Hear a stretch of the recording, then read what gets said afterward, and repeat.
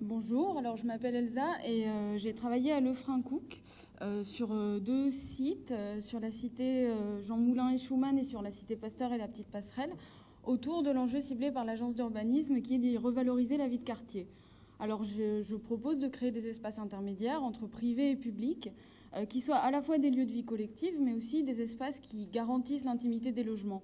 Donc par exemple des nouveaux seuils, l'allée des voisins, des abris extérieurs ou encore la cabane dans la passerelle. Alors le nom de mon projet, c'est augmenter le geste de l'habitant, parce que pour moi, ce qui rend vraiment intéressant l'espace extérieur, c'est quand on y voit et qu'on y ressent les traces de la vie des gens, les gestes d'habitants.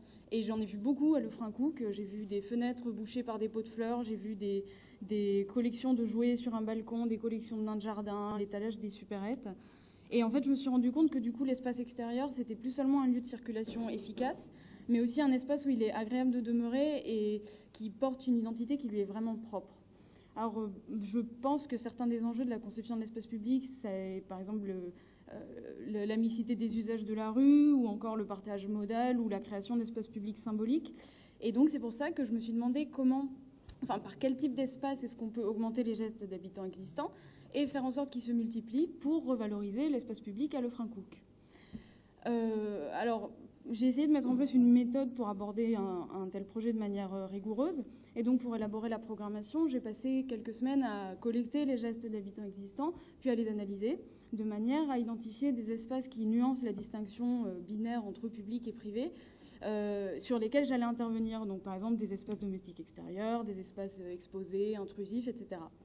Et donc, par exemple, le seuil des logements collectifs est épaissi par un plancher large de 3 mètres, qui permet de reculer le stationnement automobile. Alors ce plancher, il s'épaissit à l'arrière des logements collectifs ou individuels groupés de manière à créer l'allée des voisins.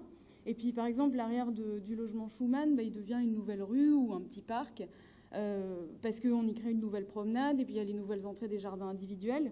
Et puis par exemple, une structure en bois et acier à un étage, couverte et puis munie de paravents, se fixe sur ce chemin de manière à créer des abris extérieurs et puis des espaces ludiques ou de repos. Et cette structure, dans la petite passerelle, elle devient une cabane dans les arbres, couverte par endroits, avec des balançoires, des escaliers, et qui devient un espace poétique en lien avec la future véloroute voie verte. Et donc, pour finir, je pense que l'enjeu d'une méthode comme ça, c'est d'accompagner des projets de transformation urbaine par des interventions ciblées, qui pourraient être mises en œuvre par la communauté urbaine, mais aussi impliquer les riverains dans leur construction et leur modification.